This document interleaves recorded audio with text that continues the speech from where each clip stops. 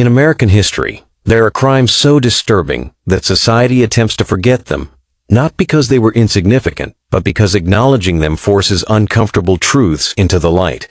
In the spring of 1834, beneath a quiet farmhouse in Henrico County, Virginia, such a truth was uncovered. Not a battlefield, not a prison, not a place of war, but a home. Under its floors, 47 children were found chained in darkness. Some had forgotten daylight. Others had forgotten their real names.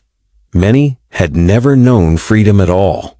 They came from different places and spoke different languages, but when asked who had done this to them, they whispered the same name, Constant Sullivan. The discovery shocked the nation and exposed a hidden system of child trafficking, imprisonment, and exploitation that had operated for more than 20 years. It was a system protected by trust, religion, and silence.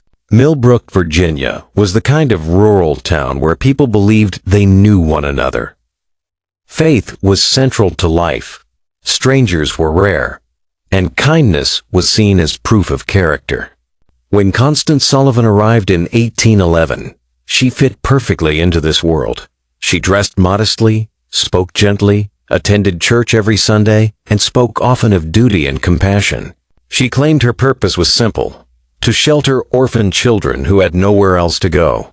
In an era when disease, poverty, and war left many children abandoned, her story made sense. The community praised her, defended her, and admired her devotion. No one asked to see the children closely. No one questioned why they were rarely outside. No one imagined that beneath the floors of her home, a prison was growing. Her husband, Ezra Sullivan, had purchased the farmhouse 2 years earlier, in 1809. He was quiet and reserved, known for working long hours and expanding the property year after year. Neighbors noticed constant digging, reinforced foundations, and stone hauled late into the night. When asked, Ezra explained it was for storage and protection against harsh winters. Over 2 decades, the basement expanded far beyond what any farm required. What Ezra built was not a cellar, it was a system. Thick stone walls dampened sound. Heavy beams supported the structure above. Iron rings were bolted into the floors. The underground chambers were designed not for chaos, but for control. Children were chained by their ankles and spaced carefully to prevent communication. There were punishment stocks, isolation rooms, and a crude medical area designed not to heal, but to keep children alive long enough to remain valuable. Records were kept with chilling precision. Names, ages, physical condition, obedience, and temperament were all logged in coded language. Children were described not as people, but as merchandise. Constance Sullivan controlled everything above ground. She purchased large quantities of food and medicine to support her public image. She prevented doctors from examining the children directly, claiming they were fearful and traumatized. The local pastor praised her charity from the pulpit. The town saw only kindness. The children learned quickly that silence meant survival. The children arrived through many paths. Some were kidnapped from roadsides and markets. Others were purchased through corrupt poorhouse officials who saw unwanted children as burdens. Some were lured with promises of food, shelter, or work. Once inside the farmhouse, escape was impossible. Many children were later sold and transferred through a multi-state trafficking network that stretched from Pennsylvania to Georgia. Payments ranged from $50 to $200 per child. Buyers included plantation owners and wealthy individuals who used coded language to discuss age, strength, and temperament. The silence surrounding the Sullivan farmhouse began to crack by chance.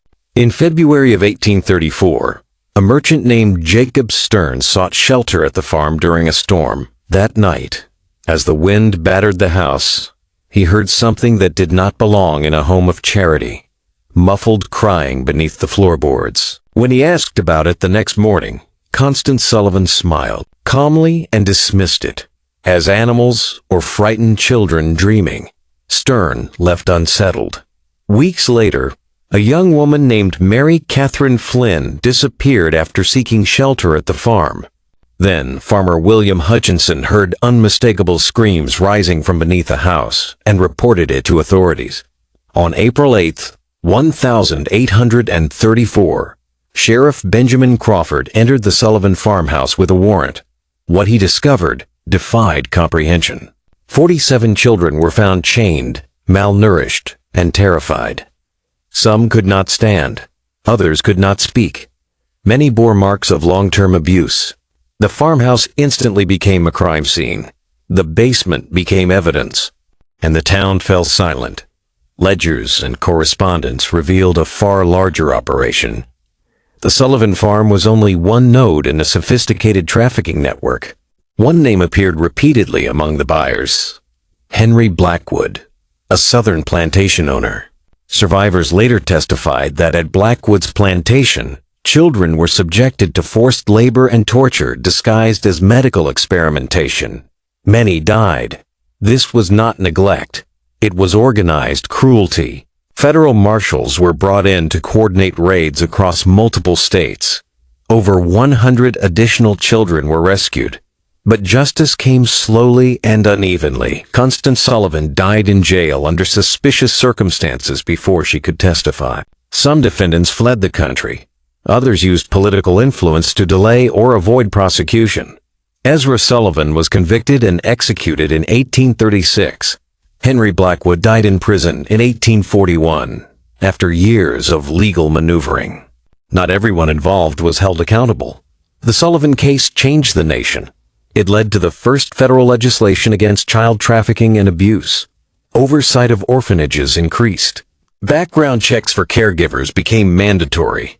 Federal authority expanded across state lines. The Sullivan farmhouse was demolished. The land was sealed.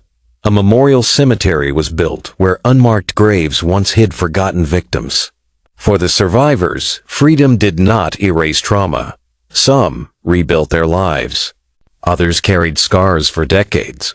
Their courage, along with the actions of ordinary people who finally spoke up, reshaped American child protection laws.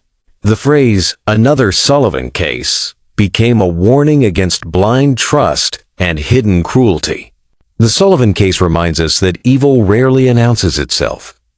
It hides behind respectability, thrives through silence, and survives when communities look away. History remembers this case not because of the monsters it revealed, but because of the courage that finally brought them into the light.